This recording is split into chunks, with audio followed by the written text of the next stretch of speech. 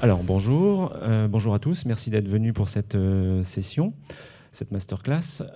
Nous allons pouvoir commencer et vous présenter un retour sur expérience de l'utilisation de l'IA générative. Alors bien sûr, c'est difficile d'échapper à l'IA générative en ce moment, mais il se trouve qu'on a eu la chance de travailler depuis plusieurs mois maintenant avec Vinci Airport et Benoît sur ces sujets-là. Et donc, on a maintenant un petit stock de retours sur expérience à vous partager sur l'utilisation de ces technologies dans un contexte voilà, qu'on va détailler par la suite. Alors, Benoît, je ne sais pas si tu veux te présenter. Oui, bonjour à tous. Donc, je suis Benoît Forest, je suis le Head of Data de Vinci Airport et donc basé à Paris. Et donc, je m'occupe de toute la démarche data du groupe Vinci Airport. Alors, durant cette présentation, on va faire juste un petit topo sur Vinci Airport, juste que vous voyez un petit peu dans les grandes lignes de quoi on parle. Et puis on parlera plus précisément d'un projet qui nous occupe maintenant depuis plusieurs années, depuis 2-3 ans, qui s'appelle le Smart Data Hub. Et Benoît pourra bien vous détailler ces sujets-là. Et on verra après comment on a étendu en fait les capacités de cet environnement analytique à des fonctionnalités d'IA générative, avec des applications d'IA générative intégrées, et comment on a pu effectivement les mettre à disposition des utilisateurs, et comment de nouvelles applications sont en cours de développement et de mise au point. Et puis on conclura un petit peu sur les usages de l'IA générative, les apports de l'IA générative, mais aussi éventuellement des enjeux un petit peu qu'il y a derrière l'utilisation de ces technologies. Alors, je te laisse la main pour Vinci Airport quand même. Merci. Alors, quelques mots sur Vinci Airport. Donc, Vinci Airport fait partie du groupe Vinci, que j'imagine tout le monde connaît. Donc, Vinci, c'est 3 gros pôles. Il y a un pôle construction, Vinci Construction, un pôle Vinci Énergie, et donc un pôle Vinci Concession, avec évidemment Vinci Autoroute, que vous devez connaître aussi, et donc Vinci Airport. Donc, le modèle concession, c'est assez simple. Donc, on rachète des aéroports, soit sur des entreprises publiques ou privées. Et donc, en contrepartie, on en a l'exploitation, la maintenance et toutes les opérations, et bien évidemment les investissements pendant généralement entre 20 et une trentaine d'années. Donc Vinci Airport, en quelques chiffres, vous avez ici le réseau Vinci Airport, donc c'est 72 aéroports. On est présent sur 13 pays, donc j'espère que vous avez eu l'occasion de voyager sur notre réseau. Vous avez vu, il y a des très très beaux pays. C'est 17 000 employés, Vinci Airport, avec différentes fonctions, et donc c'est pour ça que la data joue un rôle essentiel sur le sujet. 209 millions de passagers en 2022. Évidemment, on a été très touchés par le Covid en 2020 et en 2021. On est passé de 250 millions à pratiquement zéro. Donc là, on est en pleine phase de recovery, et on espère d'ici la fin d'année arriver sur les chiffres de 2019. En tout cas, on s'en approchera largement. Il reste un peu de recovery à avoir sur la partie asiatique, avec le marché chinois qui est en pleine reprise.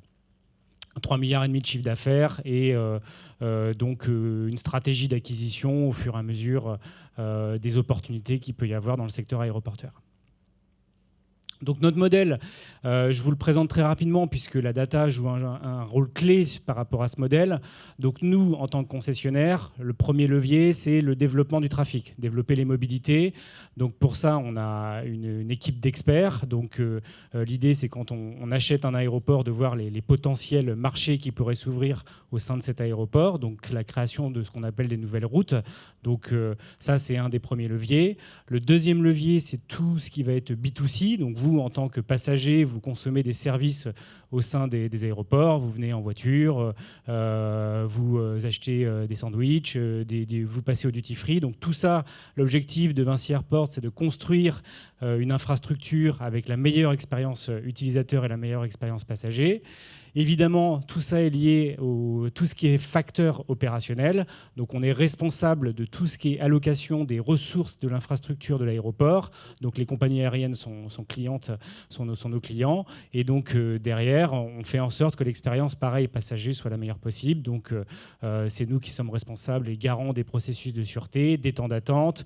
Donc, il y a toute une optimisation de flux à dessiner au sein de nos aéroports. Et donc, ça, c'est pareil, le facteur data est extrêmement important là-dessus. Évidemment, quand on est investisseur privé, on rachète beaucoup à des entreprises publiques pour des logiques d'investissement, d'expansion. Donc c'est un modèle d'endettement. Le modèle de concession. Donc on a une grosse partie donc, de travaux, d'expansion, de redesign des aéroports. Et bien évidemment, tout ça, notre modèle, il est lié à aujourd'hui un facteur très important qui est la décarbonation du transport aérien et dont Vinci Airport est extrêmement moteur sur la réduction des émissions carbone sur l'infrastructure. C'est 45% de baisse depuis 2018 et on participe aussi avec les compagnies aériennes à essayer au maximum de réduire l'empreinte carbone avec les prises d'électricité pour tout ce qui est utilisation de consommation de fuel dès lors que l'avion est sur notre empreinte. Merci. Alors, je vais vous dire quelques mots sur Equancy.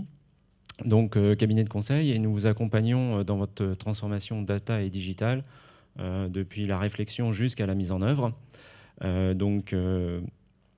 Sur la partie effectivement transformation data, toute une série de services pour vous accompagner à la fois sur les réflexions en amont, sur l'identification de vos cas d'usage, et puis derrière sur la réalisation, à la fois dans les dimensions de machine learning, de data science, mais aussi de déploiement de plateformes, et puis surtout de plus en plus l'accompagnement sur tout ce qui va être la gestion du changement, de la transformation, puisque au-delà des infrastructures techniques, des algorithmes, il y a énormément de travail à faire aussi sur la gouvernance et le déploiement de ce type de stratégie. Plus particulièrement sur le sujet de l'IA générative, qui est un nouveau sujet à rajouter à la corde effectivement des équipes data, la plupart du temps. On va vous accompagner à la fois sur la partie acculturation. Il y a encore beaucoup de questions qui se posent, de découvertes. On a tous plus ou moins, enfin, pas forcément tous, une expérience plus ou moins étendue avec ChatGPT, mais au-delà de ça, comment effectivement on aide à diffuser et utiliser ce type d'outils au sein des entreprises, et derrière, comment éventuellement l'entreprise peut intégrer ce type de technologie pour améliorer ses processus, développer son activité, etc. Donc une partie acculturation où, quand on est dedans, on ne s'en rend pas forcément compte, mais il y a encore beaucoup de travail à faire pour aider les gens, les collaborateurs à comprendre les impacts et les usages de ce type de technologie. Puis après, on pourra vous montrer effectivement plus concrètement, on accompagne sur l'expérimentation, parce qu'il y a encore des choses à tester et à vérifier, voir si ça marche en IA générative ou pas. Donc beaucoup de choses autour de l'expérimentation. On est passé un peu dans une phase de pilote sur un certain nombre de sujets. Et puis après, derrière, une fois qu'on a validé que l'application marche, il faut la déployer et la monter à l'échelle. C'est des problématiques typiquement qu'on a chez Vinci Airport, où là, il va falloir ouvrir les services à des populations beaucoup plus importantes que ce qu'on fait dans les phases de validation, et donc avoir derrière une infrastructure qui tienne le choc. Et puis accompagner aussi la formation et la transformation. Alors, plus concrètement, Benoît, tu vas pouvoir nous parler du Smart Data Hub, puisque c'est comme ça qu'on appelle le projet de gisement de données analytiques de Vinci Airport. Alors, le Smart Data Hub, c'est un projet qu'on a lancé juste avant la crise Covid, donc en 2019. En gros, l'idée, c'est on a fait un assessment de maturité autour de la data au sein de nos aéroports, qui, vous l'avez vu sur la carte, viennent de différentes zones. Et ce qu'on s'est aperçu, c'est déjà la première question, c'est un aéroport, déjà ça génère des milliards et des milliards de données. Quand on prend toutes les données autour du trafic, les données autour des opérations, les données autour de tout ce qui est B2C, vente de différents produits autour du passager, donc ces milliards de données. Ce qu'on s'est aperçu, c'est qu'aujourd'hui, on ne l'exploitait pas du tout. Donc, on utilisait 5 à 10% de la donnée. Enfin, je schématise, mais à la hauteur de ce que pouvait recevoir un fichier Excel. Et donc, globalement, on a lancé ce projet Smart Data Hub, qui était donc de collecter toutes les données stratégiques qu'on avait au sein de nos différents applicatifs au sein de nos aéroports. On les a mis dans un cloud, donc on a choisi la plateforme Google qui est extrêmement pertinente sur toute la partie stockage, collecte et process de données. Et derrière, on a fait des cas d'usage, donc de la visualisation de dashboard autour de tous nos différents domaines métiers que je vais détailler donc juste après, pour pouvoir donner à nos analystes des indicateurs de manière très fréquente, c'est-à-dire quotidienne, pour toutes les données un peu stratégiques, et pas attendre simplement la fin du mois pour avoir la synthèse de l'activité, d'aller chercher la valeur de la data qu'on a dans nos milliards de données. Et donc tout ça dans un souci d'amélioration de la performance, dans un souci de réactivité et dans un souci aussi de prédiction. Donc c'est le deuxième axe de ce projet, c'est-à-dire on collecte, on processe et on donne ce qui s'est passé rapidement sur les journées historiques, et on utilise cette donnée, et donc c'est ce qu'on a fait pour faire des modèles prédictifs. Et donc, par exemple, un modèle prédictif au sein d'un aéroport, c'est extrêmement basique, mais prédire le nombre de passagers sur les prochaines semaines, c'est extrêmement essentiel si on veut bien dimensionner l'activité, si on veut bien se préparer, si on veut bien mettre les avions à l'heure. Et donc, c'est tous ces cas d'usage-là qu'on essaye de faire et qu'on donne à nos analystes. Donc, nos analystes au sein de Vinci Airports, c'est quand même 2 à 3 000 personnes au sein du réseau. Donc, tous ces gens-là ont besoin d'outils, ont besoin de gagner aussi du temps. Donc, le but de ce projet, c'est un gain de temps considérable dans la production et l'analyse des données pour passer en mode décision. Et donc ce projet essaye de répondre à toutes ces parties prenantes et à tous ces différents cas d'usage. Et on est dans un modèle décentralisé chez Vinci, mais c'est un projet qu'on a fait de manière centrale puisque tout le monde a compris la valeur du projet de travailler ensemble sur ce genre de sujet. En termes de cas d'usage, vous avez ici juste une petite photographie. Donc nous, on travaille avec l'outil Power BI sur toute la partie DataVis. Donc on a mis beaucoup l'accent sur le design, toutes les fonctionnalités autour de cet outil pour avoir justement des dashboards extrêmement vivants et qu'on n'attende pas l'email pour avoir la consultation, que tout le monde se serve de cette data, du top manager à l'analyste. Ça marche très très bien. Donc vous avez aussi les différents domaines métiers. Donc j'en ai parlé tout à l'heure. Le trafic pour consulter le volume des passagers qui ont transité dans nos aéroports. Ça, aujourd'hui, on l'a tous les jours. La partie opérationnelle pour la mesure des temps d'attente. Et donc on a utilisé ces données pour faire de la prédiction de temps d'attente de passagers ou la prédiction des arrivées de passagers au sein de nos aéroports. Et après, donc, on a toute la partie commerciale qui est là extrêmement volumineuse en termes de data aussi. Donc vous, en tant que passager, quand vous consommez, ça génère une transaction, donc anonymisée, mais ça donne des éléments pertinents en termes de qu'est-ce que vous achetez, à quelle heure, quel était votre profil, sur quel vol vous allez voyager. Et donc ça, on essaie de s'en servir aussi pour essayer de comprendre la typologie de nos passagers, la typologie de consommation, mais aussi discuter avec nos partenaires retailers dans un souci aussi de préparation, encore une fois, pour avoir la bonne offre à nos clients par rapport à tout l'entraînement des données qu'on a eu historiquement. Alors, au niveau de l'architecture, c'est juste un petit schéma très simple et très basique. Dans l'approche qu'on a eue, effectivement, c'est avec la plateforme Google qu'on a mis le socle de data en place, sur tout ce qui est la collecte des données et leur alignement. Benoît l'a évoqué, c'est un réseau décentralisé avec des aéroports qui ont des histoires très différentes. Et donc, c'est pas parce que les mêmes données métiers sont traitées qu'elles ont exactement le même format. On a une disparité vraiment assez importante des sources de données en amont. Et donc, on a eu tout un travail de rapprochement de ces données et d'alignement, c'est le terme qu'on a utilisé, sur un modèle de données commun qui permet derrière de développer des applications qui sont utilisables par l'ensemble du réseau. Donc là, il y a vraiment un gros travail sur la collecte et la préparation de ces données, leur mise en forme et la mise à disposition sous forme de tableau de bord, bien évidemment, comme vient de l'expliquer Benoît. C'est au sein de cette plateforme qu'on a mis en place les services classiques d'analytique, de data science, etc. Pour la partie intelligence artificielle générative, on a développé une sorte de surcouche parce qu'on a isolé dans une application ce service. Et cette application va en fait offrir, on le verra, un accès aux utilisateurs, mais va se nourrir bien évidemment et va interroger quand il y a besoin le socle de données qui a été préparé dans le data lake. Et par ailleurs, va faire appel éventuellement au modèle d'IA générative. On va vous expliquer ça juste après. Quand il y a besoin, effectivement, de faire travailler ces modèles-là sur les questions qui sont posées par les utilisateurs, sur les données qu'il y a à mettre en forme et à traiter par ce type de modèle. Alors, donc on l'a vu, le projet dès l'origine était sur cette idée de constituer un socle de données pour aider à la décision. Puis ensuite, on a naturellement rajouté les couches de prévision, de prédiction de trafic, prédiction d'heures de présentation sur les barrières de sécurité, etc. Et assez rapidement, je dois dire, Benoît a tout de suite vu l'intérêt de commencer à travailler sur l'IA générative dès que c'est sorti. Et donc, on a rajouté cette couche, maintenant ça va faire 8 mois qu'on y travaille à peu près, qui est une expansion naturelle pour nous du sujet du Smart Data Hub. Alors concrètement, concrètement, comme l'a dit Hervé, c'est très simple, hein. Donc, comme tu l'as dit, il y a une phase collecte de données donc, qui a été suffisamment longue, mais on a réussi, et analyse rapide via des dashboards. Une analyse, ensuite l'utilisation des données pour faire des cas d'usage prédictifs.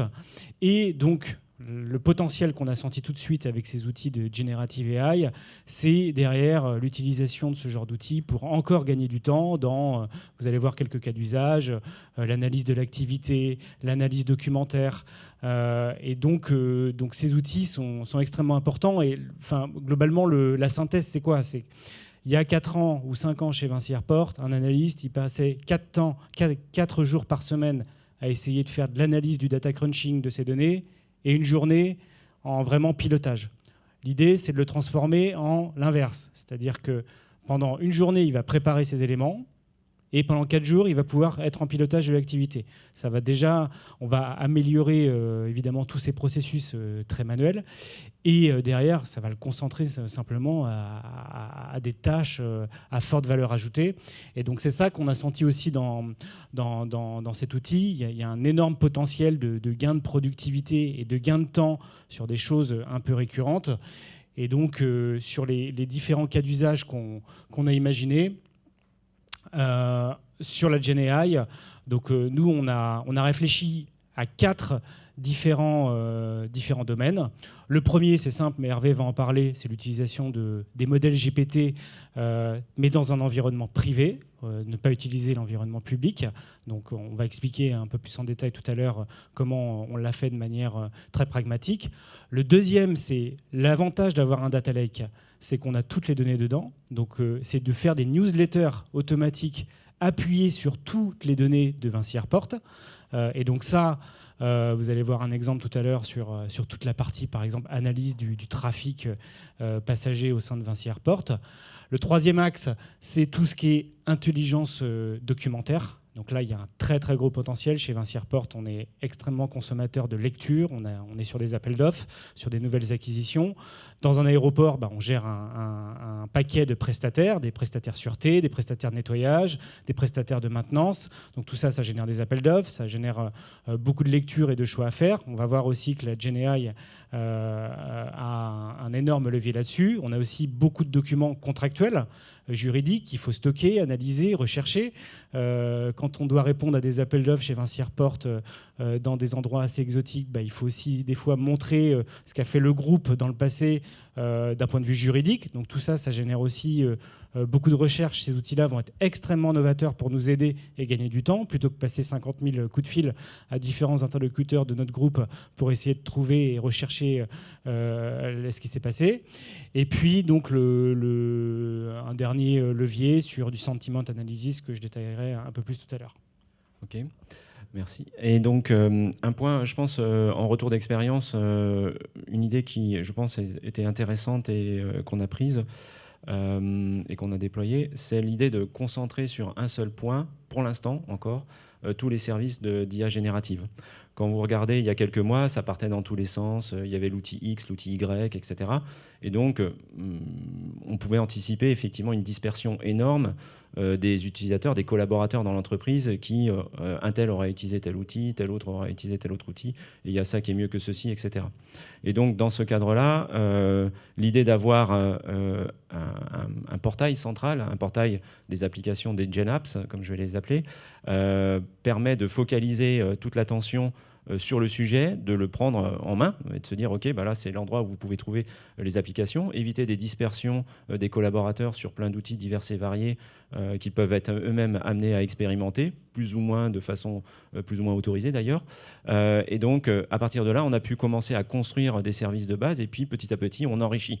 Alors peut-être qu'à terme, il y aura une autre façon de mettre à disposition ces services parce que ça ne peut pas devenir non plus la foire fouille avec énormément d'applications, mais pour l'instant, ça reste un point focal intéressant sur lequel on peut montrer comment l'entreprise progresse sur ces sujets-là et mettre à disposition tous les éléments dont les collaborateurs ont besoin pour se former, pour utiliser les outils qui sont, entre guillemets, labellisés par la maison, etc. Et donc, autour de ce principe-là, on a pu développer et rajouter petit à petit les applications dont on va vous parler. Donc bon, ça c'était juste pour vous montrer qu'il n'y a pas besoin de faire des choses très compliquées, hein. C'est un portail dans lequel les utilisateurs peuvent aller, ils ont une URL, ils sont identifiés et puis derrière ils choisissent les différentes fonctionnalités. On en rajoute au fur et à mesure. Il y a un moment, il faudra probablement réfléchir un petit peu à l'organisation globale de ça parce qu'on ne peut pas se finir avec 50 services. Mais bon, on a cette idée-là au moins d'avoir un point focal clairement identifié dans l'entreprise. Alors, on va vous parler plus particulièrement d'un des cas d'usage qui nous semble intéressant sur ce qu'on a pu faire, enfin plus particulièrement intéressant, qu'on appelle Generative Analytics et qui effectivement s'interface avec le gisement de données de l'entreprise. Alors, hop. Si tu veux nous parler un petit peu du cas. Le premier cas d'usage qu'on a tout de suite identifié, donc évidemment quand on gère 72 aéroports, on doit un certain nombre de reporting et d'analyses à notre top management. Donc un des reporting qui était fait essentiellement et extrêmement important pendant la période Covid, c'était l'analyse du trafic passager chez Vinci Airport. Puisque, comme je vous l'ai dit tout à l'heure, on est quand même passé de 250 millions à zéro. Donc notre patron, s'il y a un indicateur qui regarde, si on n'a pas de passagers, on n'a pas de revenus. Donc c'est très basique. Donc on a suivi donc, avec le Smart Data Hub les indicateurs et les dashboards, l'analyse de l'activité. Et ce que voulait notre top management, c'est une analyse un peu plus fine en mode analyste du trafic par type de région, etc. Donc ce qu'on a fait avec la GenAI, c'est que c'était très simple. On a pris une newsletter qui est faite par les analystes. On a vu comment elle était écrite. Donc on a essayé d'identifier les patterns dans cette newsletter, c'est-à-dire ça compare à 2019, ça compare par rapport à du budget, ça compare par rapport à des marchés. Et donc derrière, ce qu'on a fait, c'est qu'on a été allé prendre la donnée dans notre data lake, on l'a un peu préparé pour mettre les coefficients exceptionnels de cette donnée. Et derrière, on a interrogé grâce au LLM, on a fait un prompt. Alors, ce n'est pas une question, hein, on a fait un prompt très cadré. On a dit rédige-nous une newsletter en commençant par Vinci Airport, en faisant par zone, en bullet point, en précisant que c'est par rapport à 2019, en précisant par rapport au budget et en nous identifiant les coefficients exceptionnels. Et donc, ce qui est assez remarquable, c'est que après quelques semaines on va dire de calage sur ce fameux prompt engineering, on est arrivé à des résultats qui étaient quand même assez bluffants. Donc toute l'analyse, on va dire, d'aller chercher dans la donnée, de l'expliquer, la restitution par rapport à des références telles que 2019, tout ça était très très bien écrit. Il y a eu un peu d'hallucination au début, mais Hervé va en parler. Et alors ce qui est quand même extrêmement intéressant, c'est que quand vous avez un analyste qui doit écrire une newsletter sur 72 aéroports, quand il commence par le premier, c'est vachement complet. Par contre, quand il arrive en dernier, il est crevé. Du coup, il finit par une petite ligne et bon, on ne sait globalement pas trop ce qui se passe. Là, le LLM, lui, il ne s'arrête jamais. Donc, c'est une machine. À la fin, il est aussi affûté, j'ai envie de dire, que le premier. Et donc, ça aussi, c'est intéressant. Et donc, derrière aussi, ce qu'on a fait, et Hervé pourra peut-être en dire un mot, c'est que la newsletter, elle n'est pas 100% générée donc, par la LLM. Enfin, il y a 90% du travail qui est fait. Évidemment, il y a des facteurs que l'analyse connaît mieux que d'autres, c'est-à-dire avec ses discussions avec les compagnies aériennes. Et donc, derrière, on a mis un système de prompt additionnel sur la newsletter pour rajouter des commentaires en complément de la newsletter. Et donc, ça fait un modèle hybride préparé à 80% et une analyse supplémentaire qui est faite à 20% par l'analyste. Et donc, ça fait un résultat qui est plutôt assez remarquable. Effectivement. Alors, juste pour préciser un petit peu les sujets autour de l'IA de Generative Analytics et donc de l'IA Gen appliquée à la BI, je pense que c'est une démarche assez intéressante et assez nouvelle avec peut-être une nouvelle perspective. Moi, ce qui m'a surpris au début, et pourtant Benoît a embrayé tout de suite, c'est on avait fait beaucoup d'efforts pour mettre en place un portail de collecte, enfin un système de collecte de données avec un portail avec vraiment du design très, très chiadé, hein, pour le dire directement. Et Benoît insistait beaucoup sur ces aspects-là. Et pourtant, une des premières applications qu'on a faites, c'est de ramener tout ça à du texte, à diffuser assez simplement aux utilisateurs. Et donc ça, je pense que c'est un complément important des portails de BI et de Self-BI qu'on met en place pour faciliter l'accès aux données dans les entreprises. on passe d'un mode pool où c'est l'utilisateur qui va chercher la donnée, l'information et qui, grosso modo, se débrouille plus ou moins bien dans son portail et a plus ou moins le temps de le faire, à un mode push où là, on va aller lui envoyer de façon très ciblée un certain nombre de messages clés sur les sujets importants. Alors, ça ne donnera pas effectivement la finesse de réflexion d'un analyste, c'est pas ça, mais comme l'a dit Benoît, on a un retour de bonne qualité, avec un niveau constant, hein, ça c'est aussi pas de fatigue, pas de distraction de la part de l'analyste qui rédige, et donc grosso modo ça fait quand même un socle solide à communiquer de façon automatique où les gens peuvent relativement en confiance avoir une bonne idée de ce qui se passe. Okay, donc ça je pense que c'est une perspective assez intéressante autour de tout ce qui est évolution de la BI. Avec effectivement une forme de paradoxe par rapport à tout ce qui a été fait jusqu'à présent en termes d'ergonomie, facilité d'utilisation. Là, on se ramène à un bon vieux texte qu'on peut mettre en forme légèrement, mais on va mettre du gras, de l'italique, mais voilà, ça va rester quelques lignes de texte. Et donc, juste, Benoît a évoqué un petit peu l'aspect. Il n'y a pas de magie, par contre. Il y a beaucoup de travail quand même derrière ça.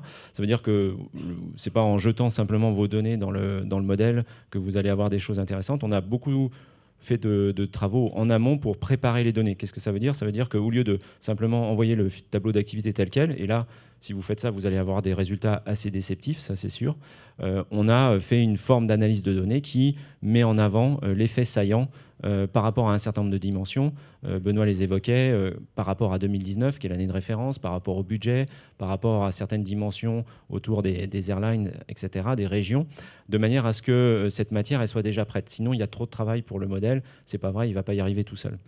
Et donc, toute cette préparation, on l'a fait en amont. Voilà, c'est là où il y a de l'intelligence humaine qui vient travailler.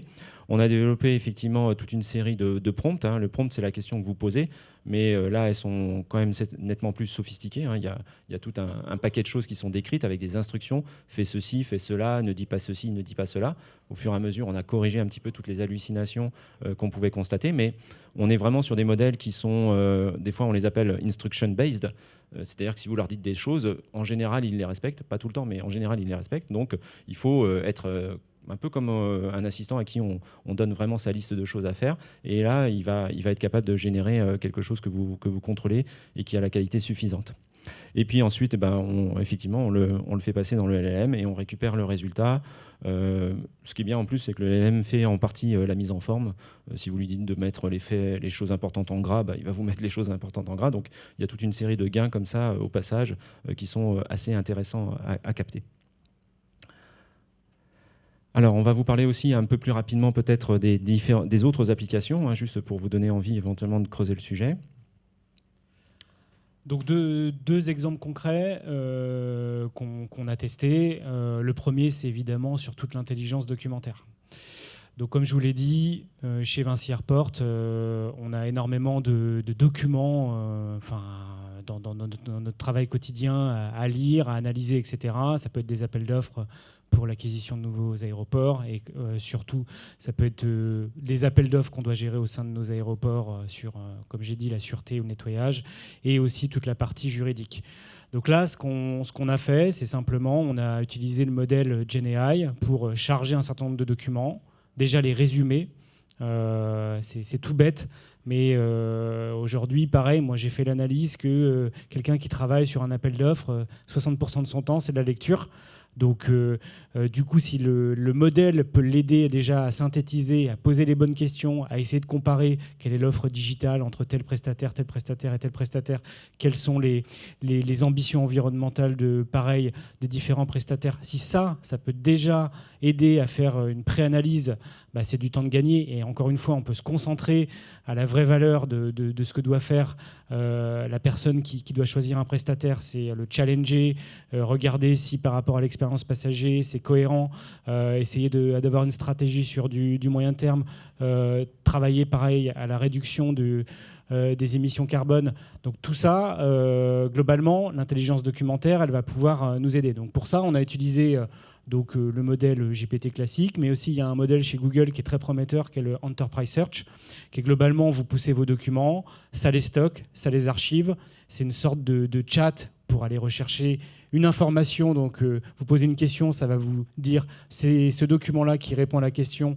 Donc, ça source le document. Ça, c'est extrêmement important aussi que les modèles sourcent ces réponses. Et donc ça, c'est ce qu'on teste sur la partie, on va dire, achat et juridique. Un deuxième use case sur la partie GenAI, c'est toute l'utilisation de ce qu'on appelle le sentiment analysis. Ça aussi, on a eu une présentation il y a longtemps des différents partenaires et on a tout de suite senti le potentiel. Je vous donne un exemple concret. Chez Vinci Airport, on a 17 000 collaborateurs, donc ça fait 17 000 campagnes d'entretien annuelles à faire. Donc il y a énormément d'analyses à faire sur nos salariés. Généralement, les campagnes d'entretien, alors il y a des questions fermées, mais il y a aussi des zones de commentaires ouvertes. Ces zones de commentaires, aujourd'hui, c'est pareil. Pour exploiter tout ce que disent un collaborateur, ça prend un temps de fou entre le lire, l'interpréter et le classer pour avoir une sorte de synthèse finale. Donc notre DRH est venu justement nous solliciter un peu sur ce genre de concept en disant j'aimerais avoir une analyse un peu de sentiment de ce que ressentent les salariés au sein de l'entreprise, sur cette partie un peu commentaire ouvert. Et donc simplement ce qu'on a fait, c'est qu'on a extrait la partie des entretiens avec les commentaires, on les a évidemment anonymisés. Derrière, on les a passés à la moulinette du GenAI en disant classe-moi les 3 sentiments importants résumés par le collaborateur. Et derrière, ça donne des facteurs intéressants, ça donne des synthèses avec 3 mots-clés par collaborateur. On peut faire un nuage de mots-clés. Et ça, encore une fois, historiquement, on aurait mis des mois à le faire. Là, même si le résultat il est bon à 90%, on a quelque chose de rapide, d'efficace en simplement quelques heures. Donc évidemment, ces modèles, on compare ce qu'aurait fait l'analyste RH quand lui lit les entretiens en termes de sentiments, et on essaie d'améliorer le prompt justement pour essayer d'arriver à 90 et 100% de résultats. Ce qui fait qu'aujourd'hui, notre DRH, il peut avoir rapidement, après une campagne d'entretien, j'ai tant de pourcents de personnes qui sont sur des sentiments positifs, négatifs. Il y a des sujets de mobilité. Alors chez Vinci Airport, vous avez vu le réseau, donc il y a des gros enjeux de mobilité des collaborateurs. Et c'est d'ailleurs une force du groupe de promouvoir un peu des mobilités sur différentes zones géographiques. Donc tout ça, on est dans l'anticipation et on va pouvoir améliorer l'expérience autour des salariés grâce à ce genre d'outils. Merci. Alors, dernière application dont on voulait parler, c'est ce que j'appelle le Everyday GPT. C'est-à-dire qu'effectivement, des collaborateurs vont avoir vont s'accaparer ou vont utiliser GPT avec plus ou moins d'aisance, etc.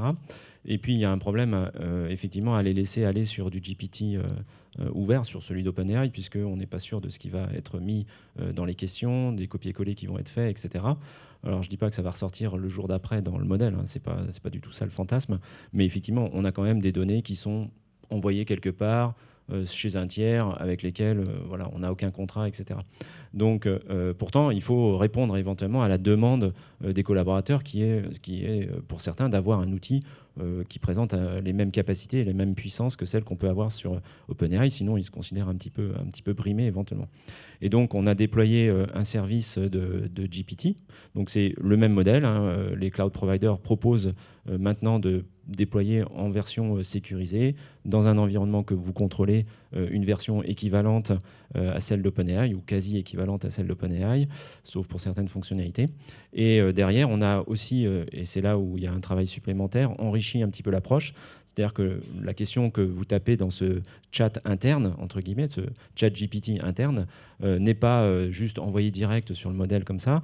On la préanalyse avec un pré-prompt, on regarde de quoi elle parle, et éventuellement on mobilise une autre application ou des prompts spécialisés pour répondre correctement, par exemple, à des questions sur le trafic. Là, il faut aller interroger la base de données, hein, la base du Smart Data Hub.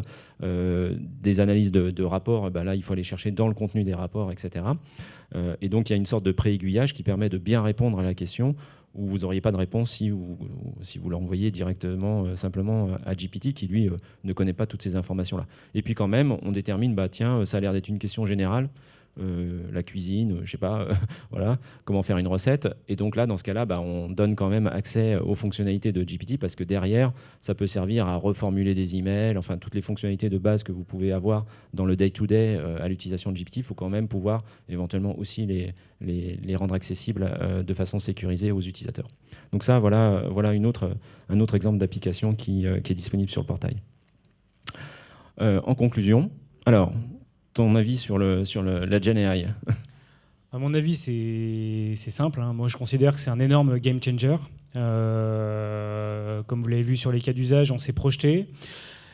C'est vraiment très bien à partir du moment où on ne fait pas n'importe quoi. Donc je pense que là, on a utilisé des choses pragmatiques de la Gen AI. Vous avez vu, toujours dans un même objectif, le gain de temps, apporter des outils pour concentrer les efforts sur des axes à valeur ajoutée pour nos analystes, pour nos salariés. Il y a d'autres parties de la Gen AI où pour l'instant on n'a pas exploré, typiquement la génération de contenu, où là on est beaucoup plus frileux. Alors surtout dans le domaine aéroportuaire, parce qu'on peut être vite dans la fake news assez rapidement avec des contenus complètement faux autour du secteur aéroportuaire. Donc voilà, il y a des côtés où il faut faire attention à tout ce qui est Generative AI, mais pour tout ce qu'on a commencé à travailler avec Hervé, nous on considère que c'est vraiment l'avenir, qu'on est face à l'arrivée d'une technologie massive. Et derrière, avec tous les outils aussi que va déployer Microsoft, Google, autour de tout ce qui est Workspace ou tous les outils Office, on va arriver pareil à une nouvelle manière de travailler. Il va falloir former, donc ça fait partie de nos objectifs aussi de l'année prochaine. On va former un peu tout le monde à l'utilisation de ces outils. Et donc voilà, pour répondre à ta question, c'est très prometteur. Quelques autres remarques sur effectivement le côté magique. On n'est pas du tout sur ce genre de discours. Il faut, je pense que ça fait partie du processus que de bien comprendre comment fonctionne ce type de modèle pour pouvoir leur demander des choses pour lesquelles ils sont adaptés. C'est peut-être un petit peu moins magique que ce que certains peuvent vous vendre, mais on arrive à faire des choses tout à fait utiles et à valeur ajoutée dans l'entreprise. J'espère qu'on a pu vous le démontrer. Et donc, le LLM n'est pas tout à fait... Enfin, les modèles génératifs ne sont pas tout à fait comme des intelligences humaines. Donc, il faut bien leur donner des instructions comme il faut, etc. Donc, c'est pas simplement parce qu'il n'a pas répondu bien à votre question assez basique que c'est fichu. Si vous retravaillez la façon de l'utiliser et de l'exploiter, et c'est là où votre intelligence elle peut jouer. Donc, on est plus dans une collaboration avec le modèle que véritablement dans une concurrence. On va pouvoir comme ça faire progresser les applications. Voilà, je vais conclure rapidement, peut-être un peu plus rapidement. Je vous remercie de votre attention. Je ne sais pas si vous avez des questions, s'il nous reste encore un peu de temps pour les questions. Une question? Ouais, alors on me dit une question.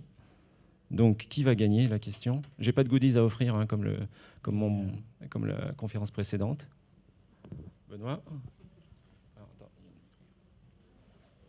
Merci, c'était très clair et enthousiasmant, comme d'habitude, Hervé. Est-ce que vous avez été jusqu'à imaginer de faire des modèles peut-être plus fine-tunés, distillés, quelque chose qui irait plus loin que les LLM généralistes? Oui, alors c'est une bonne question. Effectivement, beaucoup des applications qu'on vous a montrées, pour ceux qui découvrent peut-être le sujet, le modèle, ce qui change beaucoup avec l'IA générative, c'est que vous arrivez avec un modèle qui a déjà été entraîné par un grand de la tech. J'entends OpenAI, Google, etc. Et donc, il a déjà des capacités relativement importantes de compréhension et de génération de texte. Là, on va parler du texte. Et donc, mais il existe une procédure de fine-tuning qui permet éventuellement d'adapter les réponses du modèle à votre corpus de texte. Alors, pour l'instant, on n'a pas eu besoin sur tous ces éléments-là de fine-tuner. On considère le fine-tuning, là, actuellement, sur tout ce qui va être génération de contrats, où effectivement là on ne peut pas attendre du modèle qui a été entraîné sur des corpus assez généralistes qu'il ait le niveau de précision nécessaire pour des juristes et dans le domaine aérien. Voilà. Donc le fine-tuning, on va en faire sur la génération de contrats. C'est un process en cours. Oui.